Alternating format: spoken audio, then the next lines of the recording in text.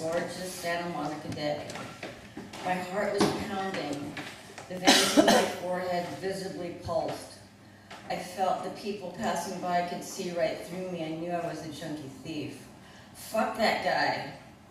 I was startled that I'd actually spoke out loud while walking out of Lenny's condo. I looked around to see if anybody was within earshot. I was relieved to see the coast was clear. I guess I was talking out loud to reassure myself while robbing as much of Lenny's stuff as I could carry and load into my Honda Civic. Paranoia gripped me as I hurried back and forth, I don't know how many times. While loading my car, I noticed that Lenny's was the only bit of a yard that wasn't taken care of. Something I never noticed before. The grass wasn't that vibrant green of the neighboring lawns. It was starting to turn. What was left of the plants and flowers were unkempt and browning. The more I went in and out of the condo carrying Lenny's stuff, the more out of place his condo looked, and the more anxious and afraid I became I was going to get caught. My punk outfit and that flawless day, the kind of day that made normies want to go out and play, made the possibility of stealth out of the question. I stood out like a sore thumb, a fact that became more and more apparent as I briskly packed my car. If that's my rehearsed excuse was, I was helping Lenny move. Lenny was one of my drug dealers. He had just gotten arrested again, his third strike. Bingo! Lenny happened to be my only Caucasian dealer.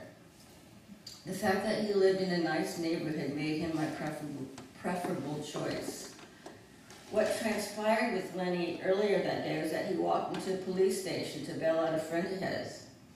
The thing was, he was holding.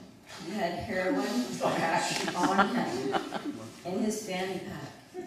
Yeah, he wore a fanny pack. And he was full of drugs. He never slept and had gotten so psychotic that he thought he was untouchable, that they wouldn't dare arrest him. Surprise!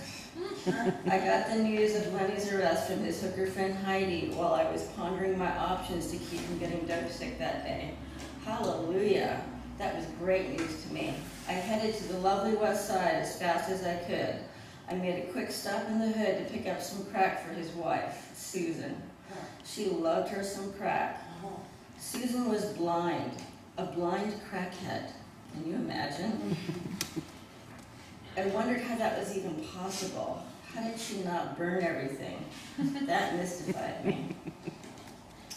Like Pavlov's dog, I knew that once I gave her some crack, she'd be upstairs in her bedroom closet in no time flat.